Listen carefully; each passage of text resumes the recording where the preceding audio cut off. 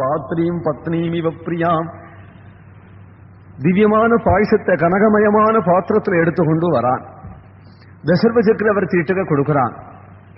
சக்கரவர்த்தி அதை பரமபக்தியோட அதை வாங்கி கௌசல்யக்கு விபாகம் பண்ணி கொடுத்தார், கைகேகி கொடுத்தார், சுமித்ரைக்கு கொடுத்தார். கடைசியில கொஞ்சம் மிச்சம் பாத்திரத்துல இருக்கு. திவ்ய பாயசமாச்சு தூக்கி எறிஞ்சிடக்கூடாது. கொஞ்சம் நன்னா இருக்கோ பார்க்கலான்னு தானும் விட்டுவிட கூடாது, விஷமம் பண்ணிவிடும் அது. ஆகினாலே சுத்தமா வழிச்சு சுமித்ரையினுடைய கையிலேயே கிட்டகாவதான் இருக்கா.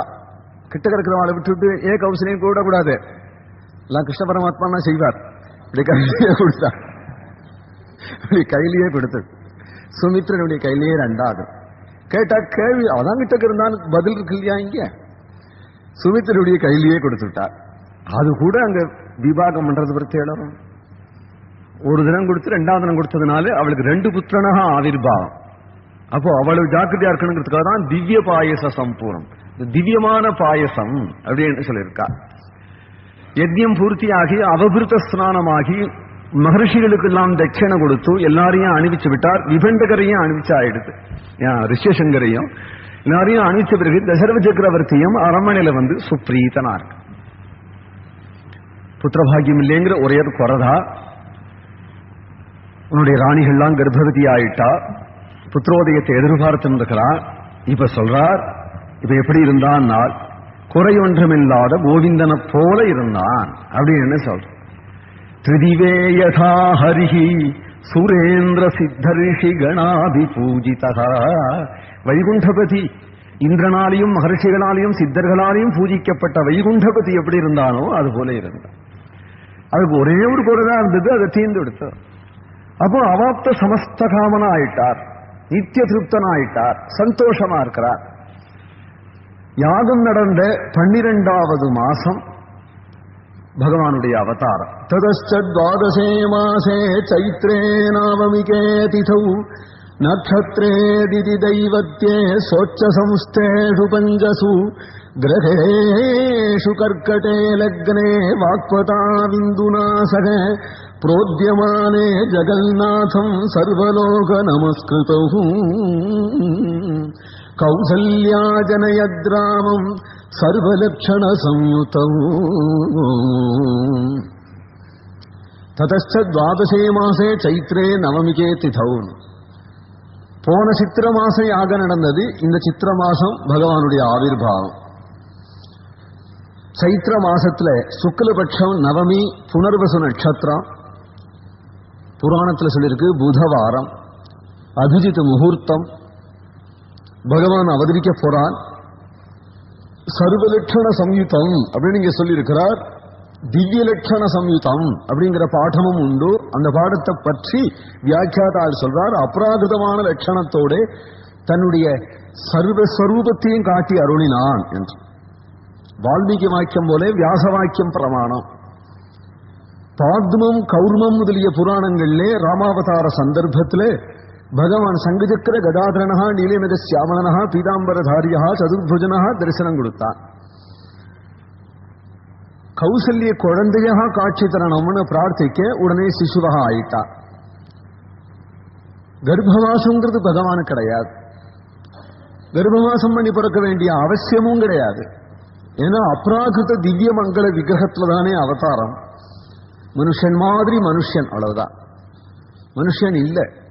அம்பு குத்திட்டு ரத்தம் ஒழுகித்து அடிபட்டு கீழே விழுந்தார், எல்லாம் அவ்வளவு அவதார விடம்பனம்.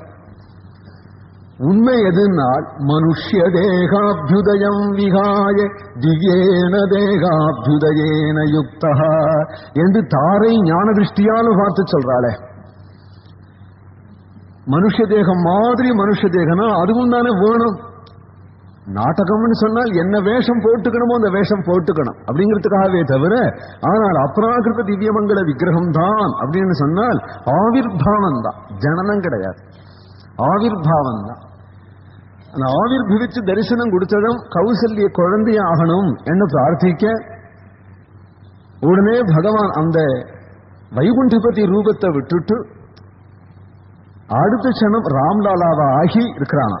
கமல நயனனகா சியாமல வர்ணமாக குழந்தையாக காட்சி கொடுக்கும். கௌசல்ய கையில் எடுத்துன்னு விட்டாள். அவளுடைய கர்ப்ப சின்னங்கள்லாம் மறைஞ்சு போயிடுத்து. மடியில வச்சிருக்கிறாள். கௌசல்யா சுசுபேதேன புத்திரேண அமித தேஜசா யதா வரேண தேவானாம் அதிதிஹி வஜ்ரபாணினா.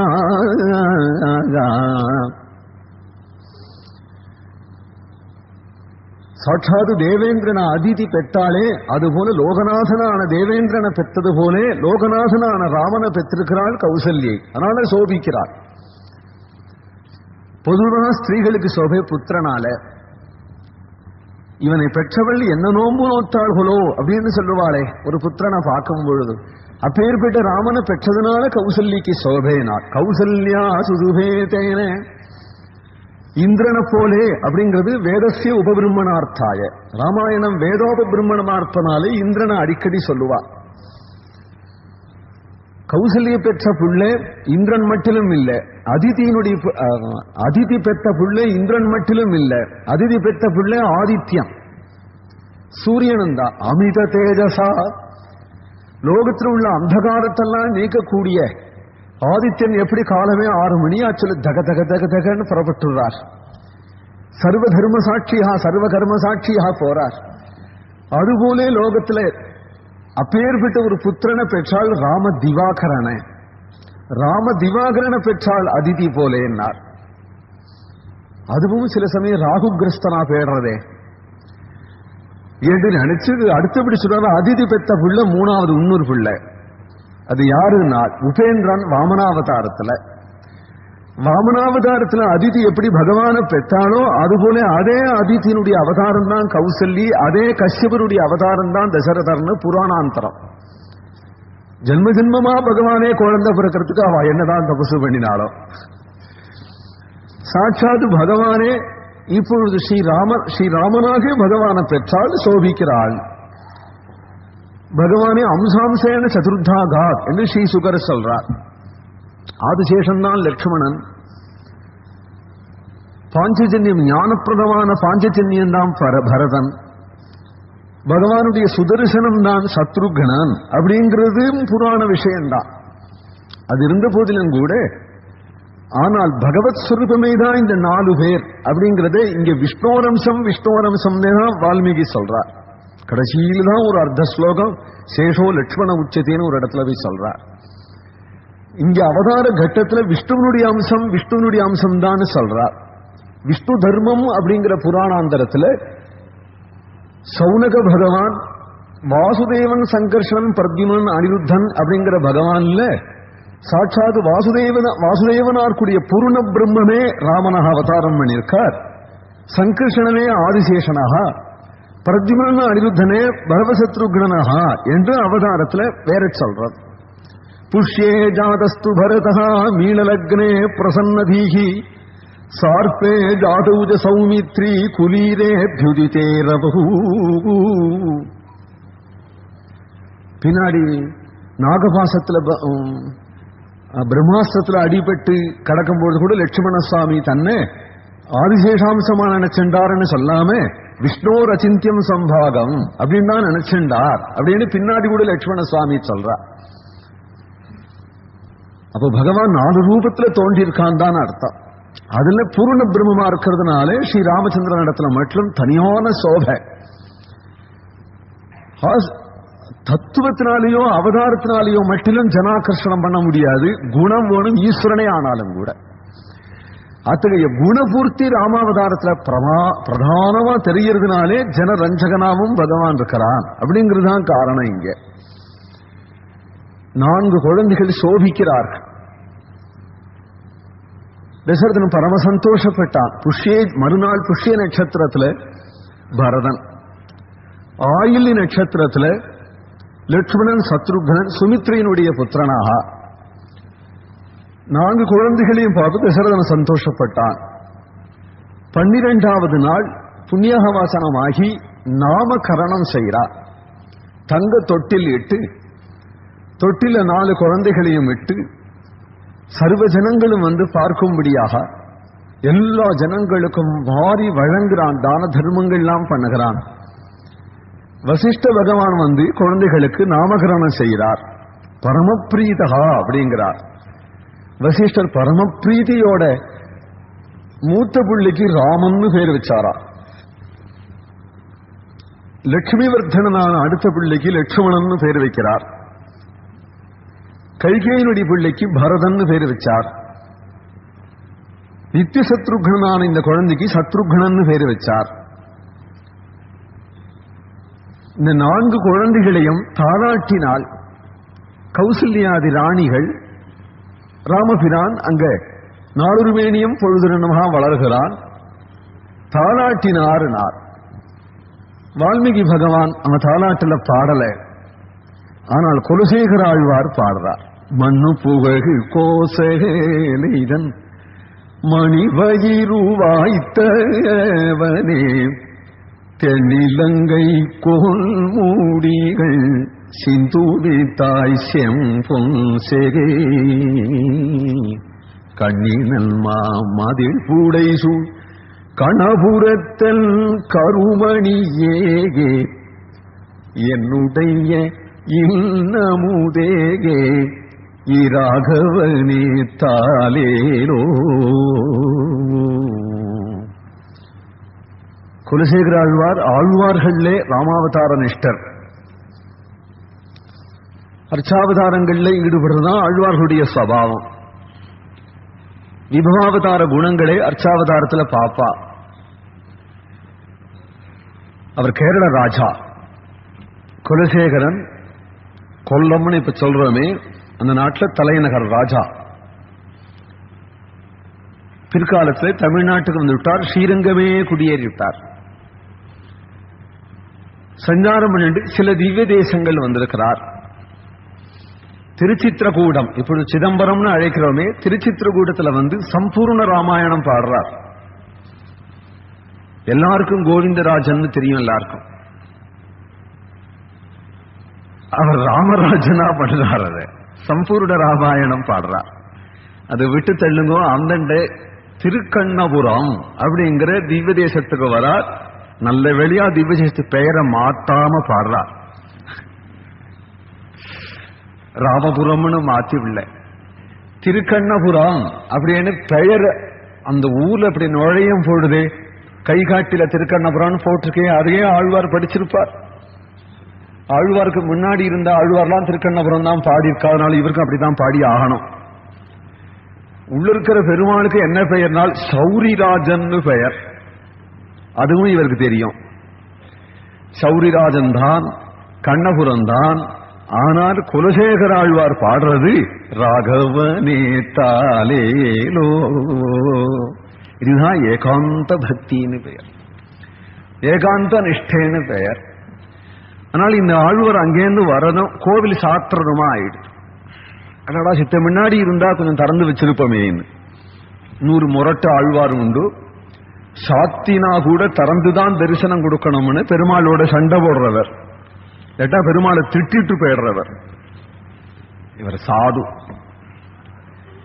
இவர் என்ன பண்றார், எனக்கு முக்கியம் வந்து பெருமாளை சேவிக்கணும்னோ பெருமாளை சேவிக்க வேண்டாம்னோ முக்கியம் இல்லைன்னார். பின்ன ஏன் கோவிலுக்கு வந்தீர்னார், எனக்கு வேண்டியது கைங்கரியம். பெருமாள் முழிச்சுட்டு இருந்தார். ஆனா முழிச்சுட்டு இருக்கிறாப்புல பாடுறேன். எழுந்துக்கிற சமயமா இருந்தா திருப்பள்ளி எழுச்சி பாடுறேன். படுத்துட்டு இருந்தாருன்னா தாலாட்டு பாடி விடுறேன். எனக்கு பாடுறதே கைங்கரியம். அதனால என்ன, என் கைங்கரியத்துக்கு ஹானி வரக்கூடாது. எழுந்து நினைச்சிருந்தார், பெருமாளை எழுப்ப வேண்டாம், அவர் படுத்துட்டபடியே இருக்கட்டும், அவருக்கு நான் தாலாட்டு பாடி விடுறேன் என்று வாசல்ல இருந்து கொண்டே தாலாட்டு பாடினாரா. சுகமா படுத்துட்டானாம் பெருமாள். அப்போ நினைக்கிறார், மண்ணு புகழ் கோசகேலைகள் மணிவயிறுவாய்த்தவனேயே. வாத்சல்ய பாவத்தை எடுத்துட்டார். தாசபாவத்தில் இருக்கக்கூடிய இவர் வாத்சல்ய பாவத்தில் இருந்தார். ஆழ்வாராயிருந்து பாடுறார். கௌசல்யா என்ன பாக்கியம் பண்ணினாலோ, பெருமாளை எழுப்புற சுகத்தை அனுபவிச்ச முனிவன் விஸ்வாமித்ரன் கௌசல்யா சுப்ரஜாராமா என்று கௌசல்யதான் என்ன அன்றாடம் கிட்டக வந்து லல்லா ராமா எழுந்திருப்பா அப்படின்னு உன்னை எழுப்பவில்லை அந்த கௌசல்யே. அந்த அந்த நித்ராவசான ரமணீய முகாரவிந்தம் அப்படின்னு தூக்க கலகத்துல ராமலாலா உன் முகத்தை பார்க்கும் பொழுது அந்த கௌசல்யா என்ன சந்தோஷப்பட்டிருப்பளோ அப்படின்னு நினைச்சுண்ட விஸ்வாமித்திரன் தானே கௌசல்யா சுப்ரஜா அப்படின்னு சொல்லி எழுப்புறான். அதுபோல இவர் அவன் தொட்டில படுத்துட்டு இருக்கக்கூடிய குழந்தை, அந்த குழந்தை வாயின் அழிச்சு கொஞ்சம் சுவாச பிரஸ்வாசம் விட்டுண்டு இந்த சுவாச பிரஸ்வாசத்துல திருவயிறு உள்ள போக வெளியில வர சின்ன சின்ன தலகாணில சின்ன சின்ன கைய கால போட்டுண்டு அது படுத்துட்டு இருக்கிற அழக பார்க்கிற கௌசல்யா என்ன பாக்கியம் நிற்பளோ என்ன. அவருடைய வயர் மணி வயர். ஏனால் இந்த மணியை பெற்றது. இதெல்லவோ ரத்தனம். இதுக்கு என்ன வேலை? ராமரத்னத்தை பெற்ற வயிறு உடையவள் ஆச்சே என்று நினைச்செல்லாம் ஆழ்வார் கௌசல்யையே நினைச்சுப்பார். மண்ணு புகழ் உலகம் பூரா புகழும் இந்த கௌசல்யை. ஏன் புகழும்? உலகம் பூரா ராமனை புகழ போறது. ராமனை புகழறவாள்லாம் என்ன பண்ணால் ராவண வதம் ஆச்சு, பெருமாள் புறப்பட போறார், புஷ்பக விமானம் வந்துடுச்சோ, எல்லார்ட்டையும் விடை பெற்றுண்டார். ஜனங்கள்லாம் ராமரட்டுக்கு வந்து எங்களை அழைச்சின்னு போங்கோ, பட்டாபிஷேகத்துக்கு வரோம், பட்டாபிஷேகம் பார்த்து விட்டு திரும்புறோம் சொல்லல, பட்டாபிஷேகம் பார்த்து விட்டு தேவரீர பெற்ற அம்மாவை சேவிச்சு விட்டு திரும்பி வரோம் அப்படி.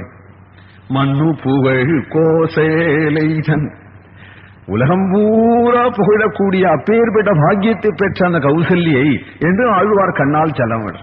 மண்ணு புகழ் கோசேலைதன் மணிவயிறு வாய்த்தவனேயே, அந்த மணி வயிறில் இருந்து எங்களுக்கு வாய்த்தவனே, மணி வயிறில் வாய்த்தவனே, மணி வயிறு உனக்கு வாய்த்தவனே, மணி வயிறிலிருந்து எங்களுக்கு வாய்த்தவனே. கௌசல்யா இல்லாத போனா எங்களுக்கு கிடைக்குமா?